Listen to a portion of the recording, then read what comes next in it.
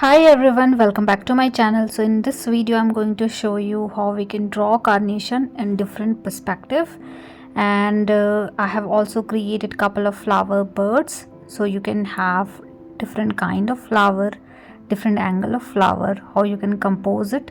All things we are going to learn in this video. So let's start with the today's video. So with the help of pencil, I'm going to create an outline for all the flowers and flower birds that we are going to draw today. So for the first one, you can create a circle. Does not has to be very perfect circle. You can just simply create a rough circle, and then inside it, taking the same circumference, I'm creating one more circle which is smaller in size. But as you can see, I have taken the same circumference for both the circles.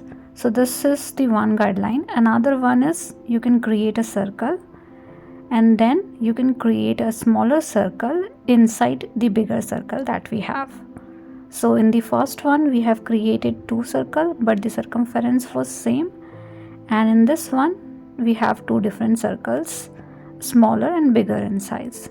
So this is the two guideline that we have created. Now let's start creating petals. So for the petals, you need to have little zigzag pattern around the upper side of the petal area. So it should not be smooth but little zigzag, and you can keep adding or filling the smaller circle that we have. So I'm adding more and more petals, smaller and bigger in size. So you can take different kind and different shape roughly. You don't have to be very precise because carnation flower itself is having so many petals in a different size and shape, so you don't have to be very precise on the petal area. Now I'm tracing everything with the help of pen so that you can see everything clearly, and then we are going to move to the next step. So I'm using size 0.2 needle pen. This is finer pen as compared to the normal ball pen, but you can use normal ball pen as well to trace everything. So let's trace everything quickly and then we can rub all the unwanted pencil mark. So as you can see, all the petals are more towards in one direction, but in this one we are creating the center part of the flower as well. So again I have started creating petals. So one petal in the center, two in the side, and couple of petals are coming from top to bottom. So in this one we are able to see the center part of the flower. We are able to see what is going on in the center. In the first one, every petals are in the same direction, so we were not able to see the center part, but in this one we are able to see it. Now rest other area you need to fill with more petals into it. You can have fine stem in this particular perspective. Now in this one, as you can see, all the petals are in the one direction. In this one we can see the center part of the flower, so that's the difference. Now let's rub all the unwanted pencil mark for the center part. Now we have to fill rest other area with more petals into it. So I'm creating little bigger petals this time. You can have little bushier structure as well for the outer petal as well, but I'm not creating too many petals. I'm just simply creating 3 to 4 petals in a different direction, covering the rest of the area. So you can have smaller petal, bigger petals, little zigzag pattern around the edge, and that's it. That's done. We are done with the first perspective of carnation, and we need to repeat the same thing for the second flower as well, but we have more space around it, so we need to fill the petals as per the space available for us. So again I'm creating similar stuff, as you can see, having zigzag pattern, little bit tilted, twisted petals that you can create. You can have little smaller petals, bigger petals, but the funda is absolutely same what we did in the first one. For lower portion we are exactly repeating the same thing for overall area that we have in this particular perspective.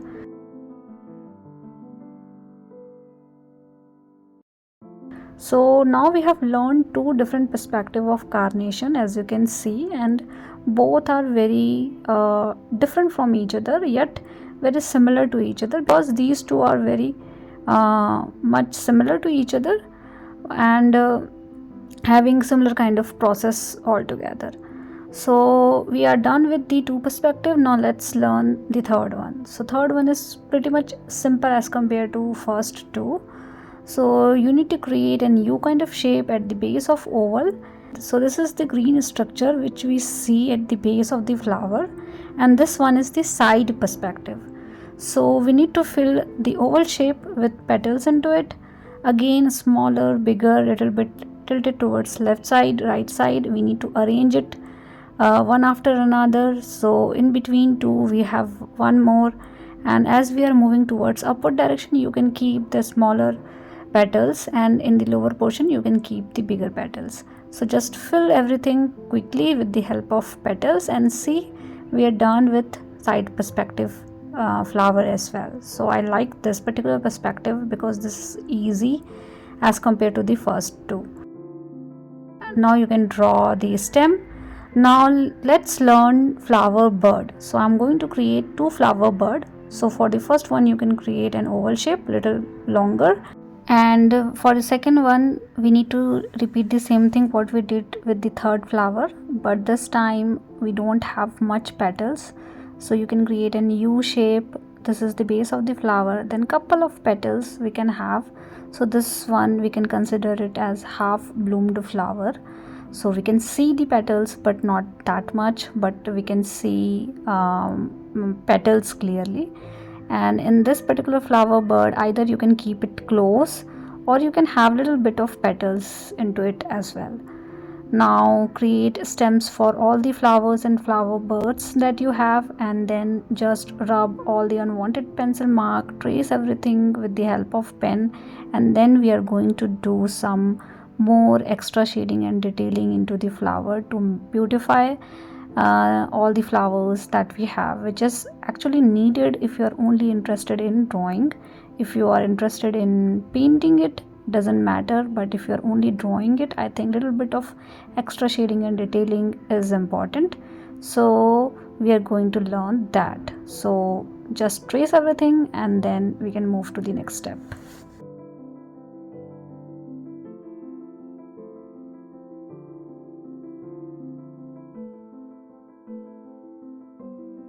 Now we have done with the basic structure of flowers and flower bird. Now let's create couple of leaf as well, because we are composing it, so leaf is also important. So I am creating some fine leaf, little longer, pointed. You can have little bit of serration into the leaf as well.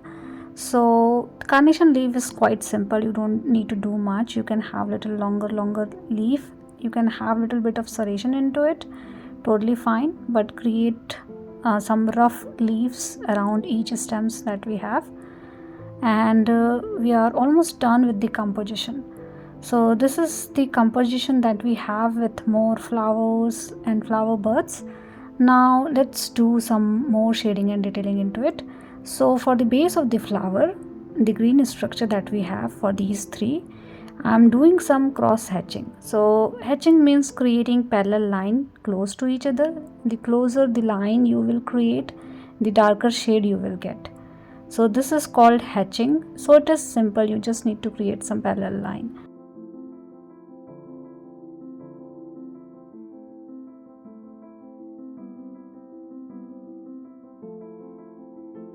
Now cross hatching is creating cross line across the parallel line that you have created. So if you need more darker shade around the area that you have, you can do some cross hatching to make it little darker. You can do it halfway as well, but I'm doing it for all the area that we have. Now you need to repeat the same thing for all the green element. So I'm doing little bit of shading and detailing around the leaf area. So I'm creating some parallel line to make it little darker. So I'm not doing it for all the leaves, but I'm doing it for a couple of them to make it little darker. Now when it comes to the petal, I'm creating some lines from top to bottom. So you can see I have lines from top of the petal to the bottom area, and you need to create curvy line, not very straight, or I should say you need to create lines as per the petal perspective. So for example, if your petal is more tilted towards left side like this, so you can have little curvy line like this rather than creating a straight line. So that is something you can do for all the flowers and flower bird. So basically we need to repeat the same thing for all the petals that we have. So I'm not going to show you for all the petals that I have, so you can simply take your time. You can pause this particular video and you can do it slowly, gradually, as per your speed. Whenever I repeat the similar stuff, I usually show it in a high speed, so you don't have to match my speed. Now at the corner of each petal that we have, I am creating some more bold structure there to make it little darker.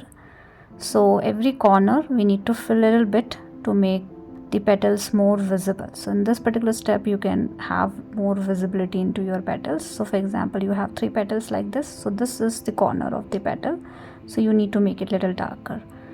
Now you need to repeat the same thing for all the flowers and flower birds that we have, basically for all the petals that we have. So let me show you one for flower birds as well, and then you can repeat the same thing for other 2 flowers.